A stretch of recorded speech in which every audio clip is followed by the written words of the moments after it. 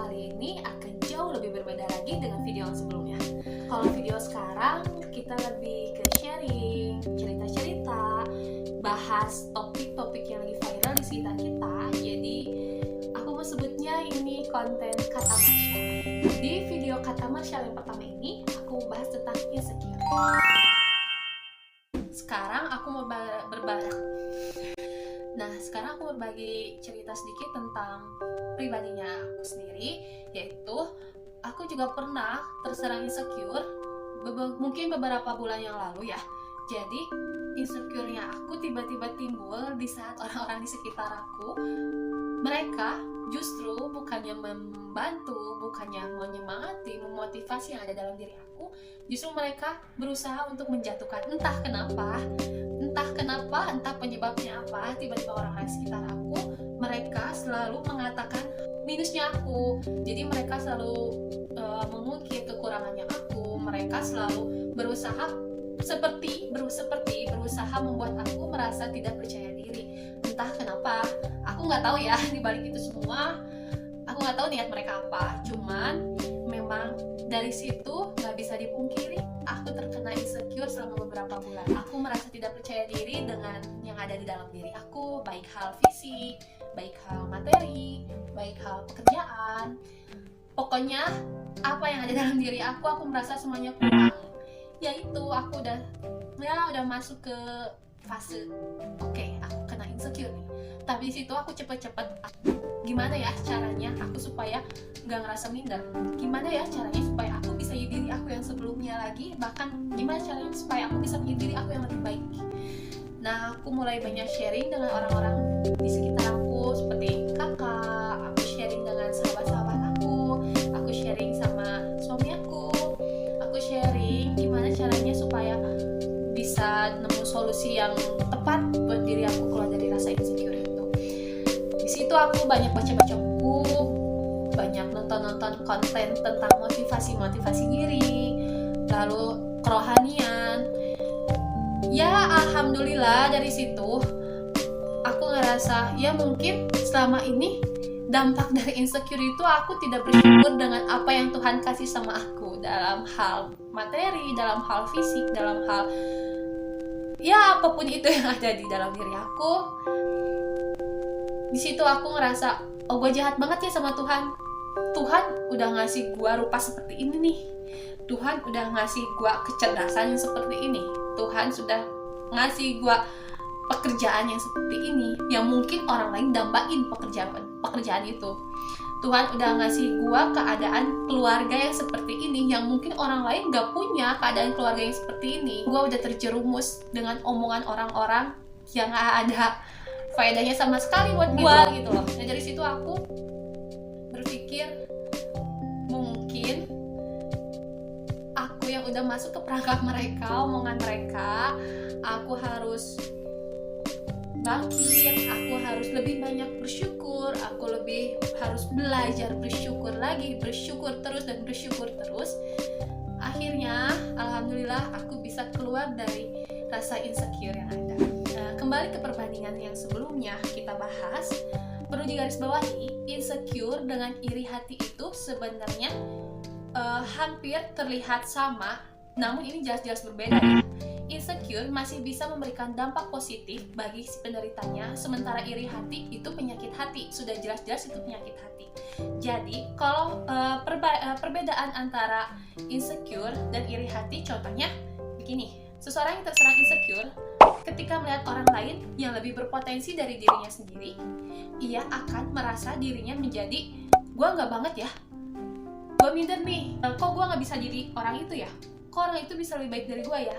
Nah, si insecure ini akan memperbaiki dirinya sendiri. Ia akan menggali potensi yang ada dalam dirinya. Ia akan mencari kelebihan yang ada dalam dirinya. Bagaimana caranya supaya ia bisa menjadi orang yang menjadi perbandingannya sebut. Sementara iri hati ini, ia akan berusaha bagaimana caranya menjadi lebih dari orang tersebut, tetapi dengan cara menjatuhkan. Ia akan terbakar dengan perasaan irinya sendiri. Ia akan merasa kalau dengan menjatuhkan si orang yang lebih baik dari dirinya tersebut, ia akan dapat menjadi lebih baik dari orang tersebut. Itu iri hati. Jadi perlu digarisbawahi kalau insecure dan iri hati itu beda. Dari insecure ini ada beberapa dampak yang akan dirasakan oleh si penderita. Dampak positif ataupun dampak negatif.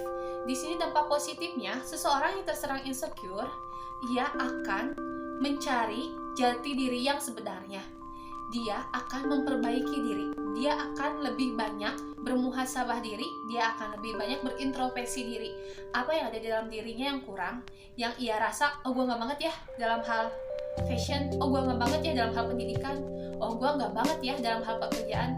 Di situ ia akan menggali potensinya, gimana caranya supaya ia keluar dari zona yang gak bangetnya itu. Lalu dampak negatifnya, jika seseorang tersebut tidak bisa menggali potensi yang ada dalam dirinya, jika orang tersebut tidak bisa keluar dari zona yang menurut dia itu nggak banget deh gitu, zona yang dimana dia itu ngerasa terpuruk banget, ngerasa kalau dirinya itu nggak berguna banget, dimana orang tersebut tidak bisa keluar dari zona itu, maka ia akan terus merasa minder dengan dirinya sendiri.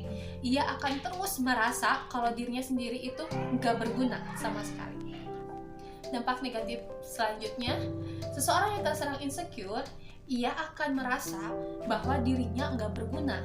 Jadi di saat orang lain ada yang meminta pertolongan, meminta bantuan dia, meminta apa yang ada dalam dirinya, potensi yang ada di dalam dirinya. Contohnya seperti ini, seseorang tersebut pintar menggambar. Di saat ia melihat si orang yang merasakan insecure ini, merasa orang lain ada yang lebih jago dari dia, hasil gambarnya ada yang lebih baik.